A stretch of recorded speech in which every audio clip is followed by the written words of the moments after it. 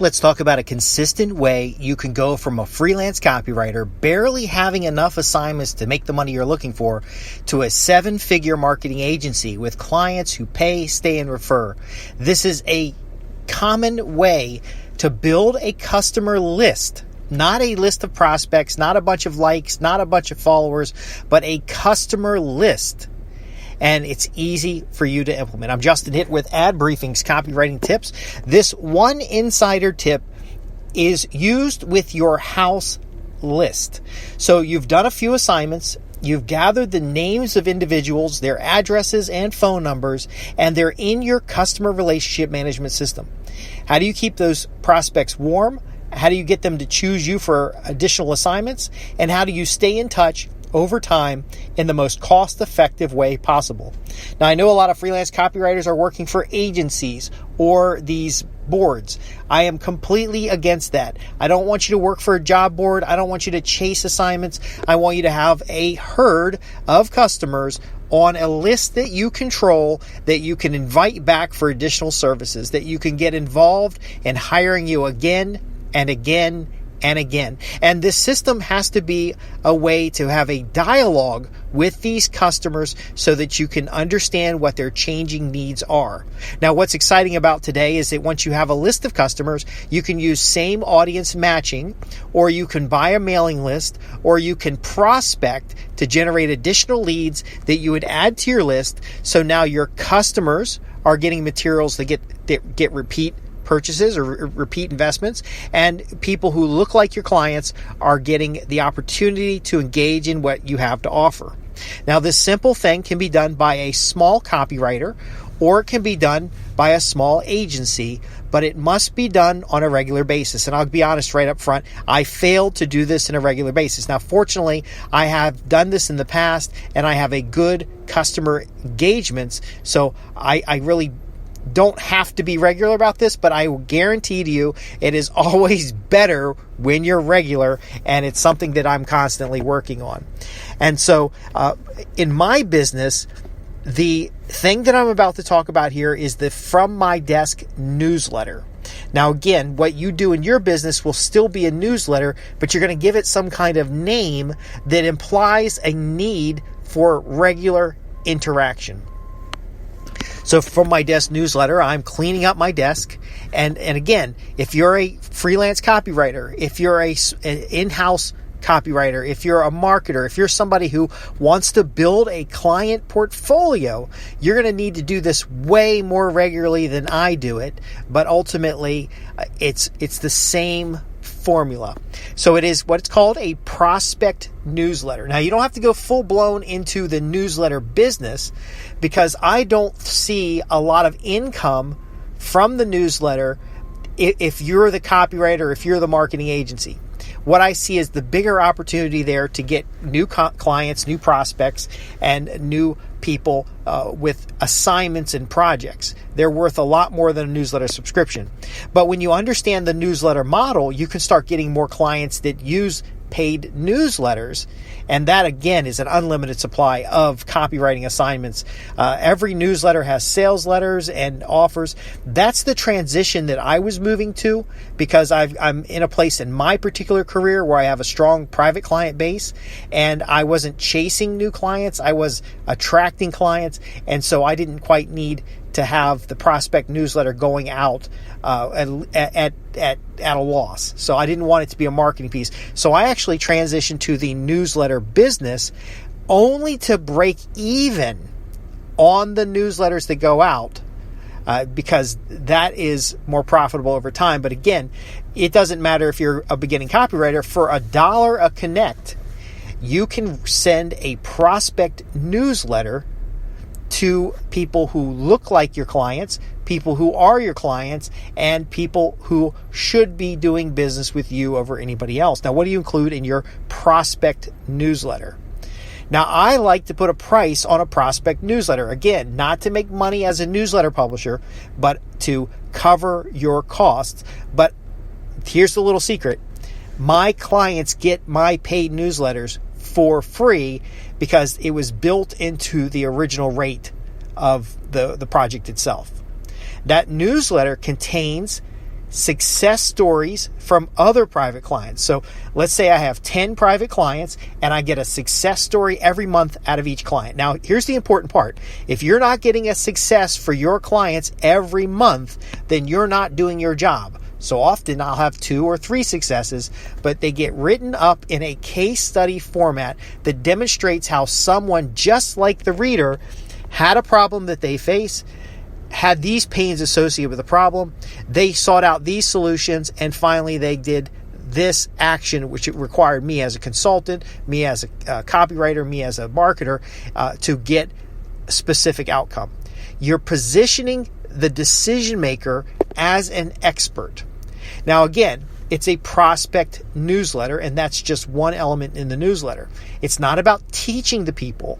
It's about generating a lead interested in a particular service or opportunity.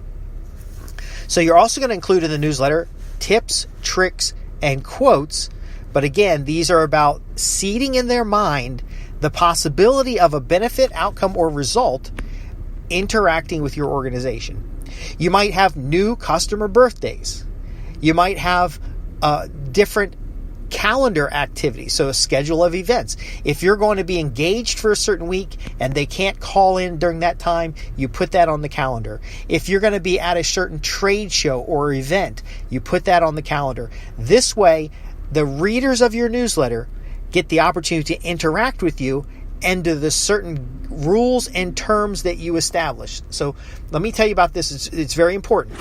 Your schedule advisory, the calendar you put in the newsletter, is about training those prospects to call in on open call-in days, such as Q&A sessions, to schedule paid consultations if they have any questions or concerns, and then ultimately blocks out the time where you're working with private clients so that they have the reasonable expectation that they will not be able to reach you.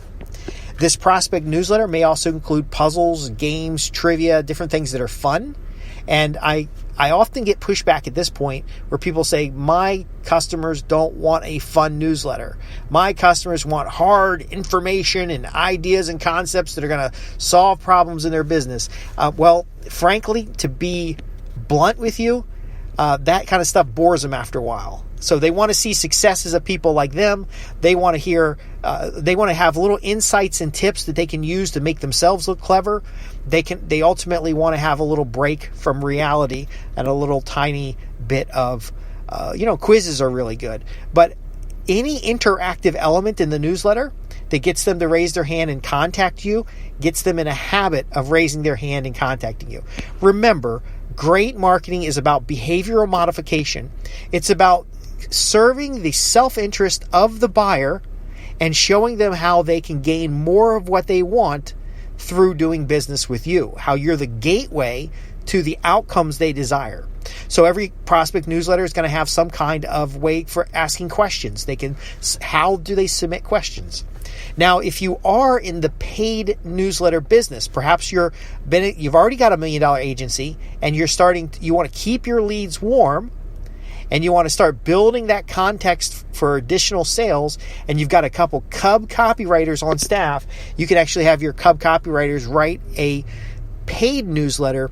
But here's the challenge with a marketing or copywriting paid newsletter. Unless you've been in the business for a while, people don't want to learn how to do marketing. They want to hire somebody to do the marketing for them.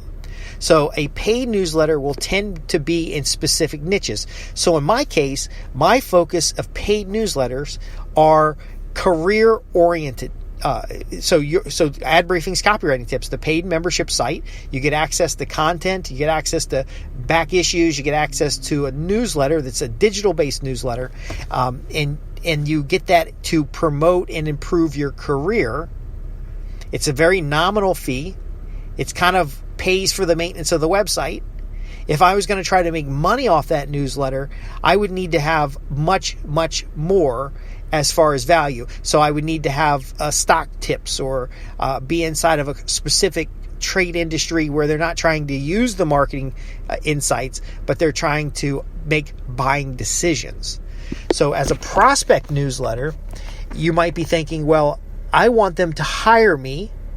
So if you give them advice on how to do it themselves, they don't want to hire you.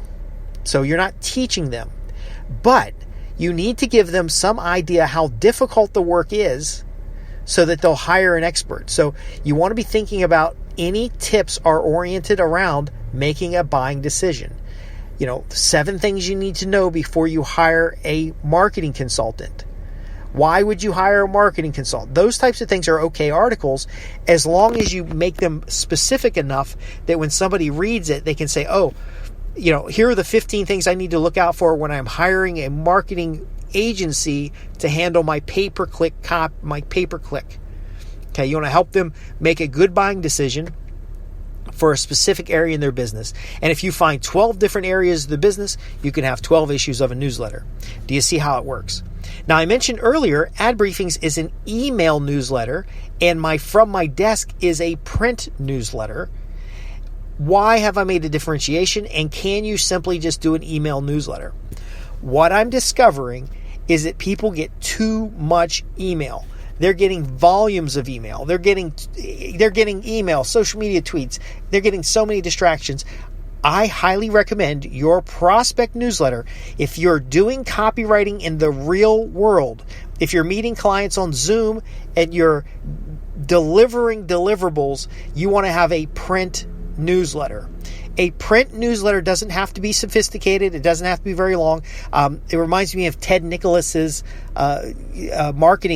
direct marketing letter. Most of the major copywriters that you know by name have some kind of marketing newsletter. Now, Bob Bly shifted his newsletter to be online only, but Bob Bly's model is to go direct to the big corporate clients, and then the rest of the world gets to see everything that's left over. So he creates a success with a corporate client. It creates a swipe file that he uses in his portfolio, and then ultimately he teaches around that to copywriters in general. But his core efforts are large assignments. I've seen his ads in the back of most of the trade publications, and him and Denny Hatch were in the back of most trade publications. So when you look at other people doing this, they're in different stages of their career. So if you're a freelance copywriter right now and you're going to Elance and you're going to Odesk and you're going to these platforms hoping, dreaming, wishing you get a job, you're in the wrong place. That's a marketplace for commodity. If you want to set yourself apart, if you want to start getting larger assignments, 5-figure and 6-figure assignments, even get to the point where you have ongoing 3 to 6 month deals, you want to be going direct to your prospect using some kind of regular letter. You can literally write it like a letter. Now, some of the objects, the fun fact things, seem a little out of place if you write it as a normal letter. So what I've seen done is the 4 up. So it's 11.5 by 17, folded in half. It's got 4 panels on it. And you can buy the newsletter shell as a service. And if you have questions about that, you want to visit me at www.adbriefings.co.uk, and I can show you a couple services that have reasonably priced and high quality shells of a newsletter. And then you're going to add your client story. Then you're going to add your calendar. And then there's going to be a little area for a forward where you can introduce the topic or the idea of the month. That kind of newsletter can be out the door with postage for $1 a piece and in the hands of a prospect who will sit down and read it. And I'll tell you a little story. I was selling fleet fuel. So I was a marketer of petroleum products. I actually was doing my business development consulting, and there was an opportunity for me to sell for a regional fuel distributor, diesel fuel, gasoline, and petroleum products. And I went out to kind of ramp up their sales team. The sales manager was a friend of mine. So I got hired on board. I created $1 million in billable, actual received money within 6 months of doing business there. That was the most anybody had ever done in that company except for one person, and that was the person who I asked, how were they number one? Now, if you look at the plan I did, it's exactly what I'm sharing with you right now. I was marketing petroleum services, not the price of fuel at the pump, not the price per gallon or liter of lubricants. I was marketing the value of the services. I wrote a special report called How to Prevent Your Drivers from Stealing Fuel. Okay, that was a huge problem, a huge pain point. I wrote this special report, and in my prospect newsletter, I shared different tips and ideas about how to know if your drivers are stealing fuel. What's the most efficient way of fueling up? What's the difference between fueling at a gas station and fueling at a private pump? How can you save money with bulk lubricants? How can you get your fuel site on site to have better reach and better accountability? How to lower the costs and the overhead associated with managing your own fuel? How to stay out of trouble with the EPA? See, I had this giant list, but every newsletter issue had a little note somewhere that said, if you'd like a copy of my special report on how to keep drivers from stealing fuel, how to increase your savings by thousands of dollars a year, then simply fax your request to such and such. So they would fax in, and I'd send them the special report and schedule an appointment. My point being is that I could touch on all these different topics, plus every time my client had a success, I would document their success. So for example, one of my clients had a on-site fuel pump, and they had about 30, 40 tractor trailers and an on-site fuel pump that needed to be repaired and was going to be down for 3 months. Where are they going to fuel their trucks? That's the big problem. Where are they going to fuel their trucks at a cost-effective rate that was equivalent to buying bulk fuel? Well, obviously, tractor trailers don't fit in gas stations, and if they have to bobtail meaning they have to drive the tractor trailer without a load, that's going to be an additional cost. Well, the solution was our private fuel sites and a bulk rate discount. So we basically contracted. They knew they used 100,000 gallons of fuel a year, so we contracted their fuel price at the pump based on their total consumption, and that saved them thousands of dollars versus going to a retail pump, which they had done in the past, and I listed out all the problems. Now you might be asking, how do you write this kind of case study? Well, first off, the case study is less than 400 words. It is very high level, very simple. Now, I've written more detailed case studies because I use reports to get in the door, but that's a topic for something else. In the prospect newsletter, I can essentially bullet point out, here is the problem, here is the pain, here's the solutions they tried or they thought or considered, and here's the solution that worked. And then finally, what was the result? What's the evidence behind the result? And sometimes in my prospect newsletter, I would even just have a photocopy of the savings. So I had a thing going where my customers could fax in their fuel bill month over month savings. So they'd fax in the last year's December with this year's December, and they would show me how much money they saved. So if they faxed, it had it written on the bottom of it. I would black out the addresses, I would photocopy, include it in the newsletter, and it was a demonstration of value. Overall, the newsletter, I bought a template. I think I actually got a template from Dave D to do a prospect newsletter, and I filled out the template. I sent it out on a regular basis. I actually had my assistant send it out, and it hand over fist filled up my appointment book, got me a bunch of new fuel clients, and ultimately made me the in-demand person for that particular service in the area. I was able to do great business. But here's the secret. Here's the value. With the crossword puzzles and the Sudoku and the trivia, that newsletter had sticking power. I was traveling out to a client site. It was about an hour away. My reach had expanded. Instead of just doing local business, I was covering the whole region. To be honest and really blunt about it, I had to pee bad. I get out to the client site and I got to use the bathroom bad. And it was a little bit early to the meeting, so I said to the receptionist, I said, "Hey, can I use your bathroom?" And when I went in that bathroom and I did my business, I noticed in the little magazine rack next to the toilet, guess what was there?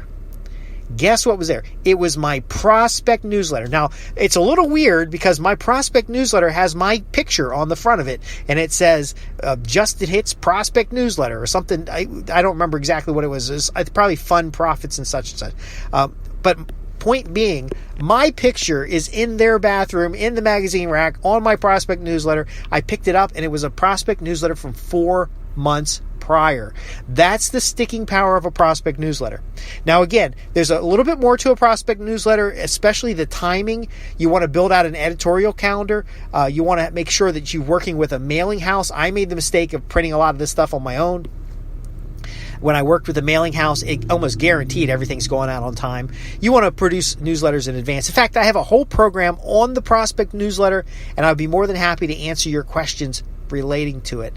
But the most important point is set aside the money necessary. If it's $1, if it's $2, if it's $5 a contact, set the money aside so you can consistently send that newsletter. Because what you'll find, once you get past your private clients and you start adding prospects in there, a private client, they'll be back with you for under like 2 issues, 2 of the newsletters out.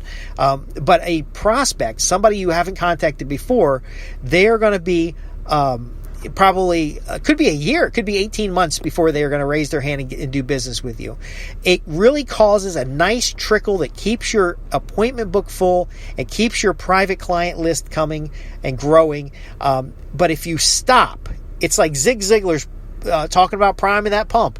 You go out there and you start pumping that water, and the water's starting to come up from deep down in the ground. It's nice, cool, and sweet water, and he's pumping that pump, and then you stop, and you can't stop because then the water's going to start going back down.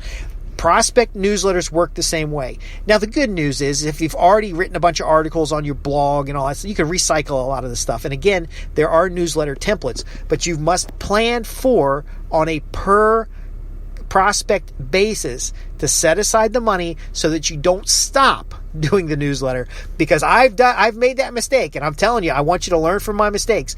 I have had the newsletter going out and I got so many clients, I don't know what to do. I have clients on a backlog. I double my prices because there's so many private clients, and then I stopped doing the newsletter because I thought it wasn't necessary. But then there are seasons, and when the season changed and the economy changed, their marketing budgets went down, and I didn't have new prospects in the queue. I didn't have clients that have given me a deposit and they're on backlog. If you want to get to a 7-figure marketing agency, no matter where you're starting today, you have to build up that sales funnel.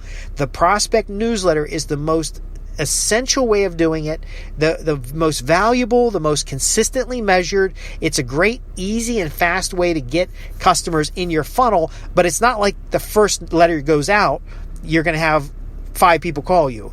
And that's especially because most people who try this start with a Dream 100 list. And so if you're getting a 2% response or 1 customer for every 200 contacts, and you only send 100 out, then you're going to have to wait 2 months before you're possibly going to get 1 contact. You might have to wait 6 months before you get 1 customer.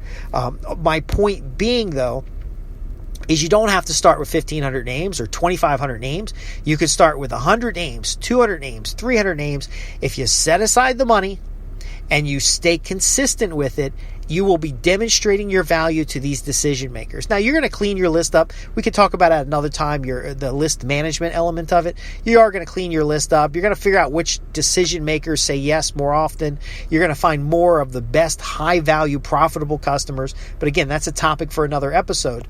The takeaway right here and right now is that a prospect newsletter printed, sent directly to your existing clients and people who look just like your existing clients is a surefire way to grow your copywriting or marketing business. You'll build up performance. Now, eventually you're going to add somebody who, whether it's a mailing house, whether it's a newsletter service, whether it is an individual in your office who's responsible for taking the materials off of your editorial calendar and getting them in the newsletter and the surveys to collect customer testimonials and stories. When you add somebody like that, you might be looking at $5-6 a contact. But if you're now getting 5-figure marketing assignments, sales letters, lead generation pieces, website redevelopment, layouts for a direct marketing series, product development, content development, the management of a pay-per-click series or campaign. There are so many things that you could be doing as a copywriter that the amount you'd have to invest in getting that new customer is trivial. And it's easy to manage. And of course, you want to build in the rate for each job so that you always cover that expense. So let's go full circle. And here's where you're going to basically take the cost to generate a client using the prospect newsletter and then assign that as the price for the actual newsletter. And this way, you know how much to set aside. You have a budget around doing a prospect newsletter. You can almost stop social media. You can almost stop blog posts, or at least cut back on them, because you'll know the prospect newsletter generates revenue. And it's a powerful thing that most copywriters are not going to do, even though it's very easy for a copywriter to do. But ultimately, it will fill your funnel. If I could use it in an extremely competitive fuel market, and I can use it in business development consulting, and I can use it to get 7-figure assignments, 6-figure assignments, then you can use it as well. And I want you to have success with this. So if you have any questions, contact my offices at www.adbriefings.co.uk. Anyway, this works all around the world. I'm Justin Hitt with Ad Briefings Copywriting Tips. I'm here to help you transform your freelance copywriting or your marketing services into a 7-figure plus agency. We can do this in a relatively short amount of time. It is worth every penny because you gain financial security, you gain independence, and you gain long-term value in the marketplace. Thanks for listening. I'll see you in the next episode.